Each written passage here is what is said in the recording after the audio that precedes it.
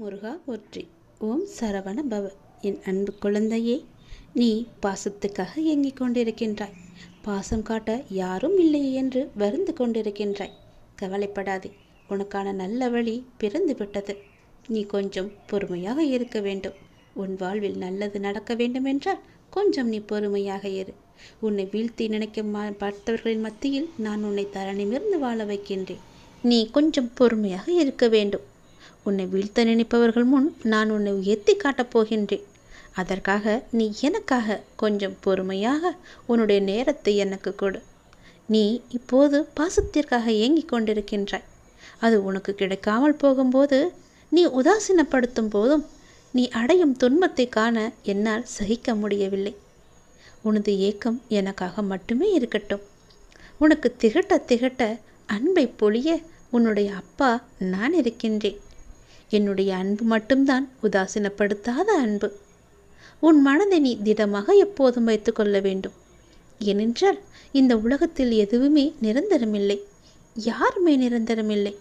பெற்ற தாயாக இருக்கட்டும், தந்தையாக இருக்கட்டும், மனைவியாக இருக்கட்டும், கணவனாக இருக்கட்டும், குழந்தைகளாக இருக்கட்டும், குறிப்பிட்ட எல்லை வரும் மட்டுமே அவர்கள் வருவார்கள். ஆனால் உன்னுடன் நிரந்தரமாக வரப்போவது உனது சத்குருவாகிய, உன் குருவாகிய, உன் தந்தையாகிய நான் மட்டுமே. அதை புரிந்து இன்பத்தையும் துன்பத்தையும் சரிசமமாக நினைக்க உன் மனதை நீ பக்குவப்படுத்தி கொள்ள வேண்டும்.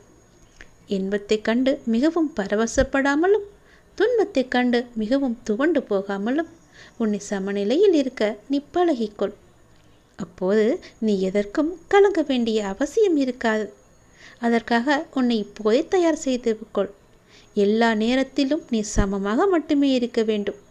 இந்த பக்குவ நிலைக்கு உன்னை கொண்டு வருவதற்கு உனக்கு முதலில் கஷ்டமாகத்தான் இருக்கும். அதற்காகத்தான் உன்னை பக்குவப்படுத்த வேண்டும் என்பதற்காகத்தான், நீ அனுபவிக்க வேண்டும், அனுபவத்தை பெற வேண்டும் என்பதற்காகத்தான் நான் சின்ன சின்ன பிரச்சனைகளை எல்லாம் உனக்கு கொடுத்தேன். ஆனால் நீ என்னையே நினைத்து என் நாமத்தையே தினமும் உச்சரிக்க அந்த பக்குவ நிலையை நான் உனக்கு வர வைப்பேன். எப்பொழுதும் என் நாமத்தையே உச்சரிக்க கொண்டிருக்கும் உனக்கு நல்லது மட்டுமே செய்வேன்.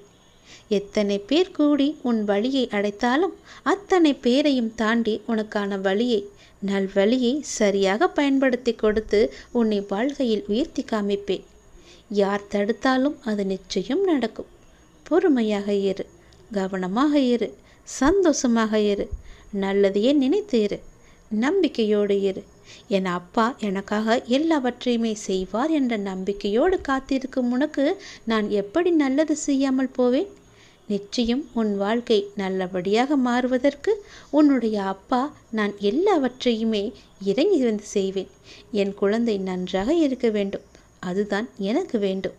நீ எப்பொழுதும் போல சந்தோஷமாக இருக்க நான் உனக்கு ஆசீர்வதிக்கிறேன். என் ஆசி உனக்கு எப்போதும் உண்டு.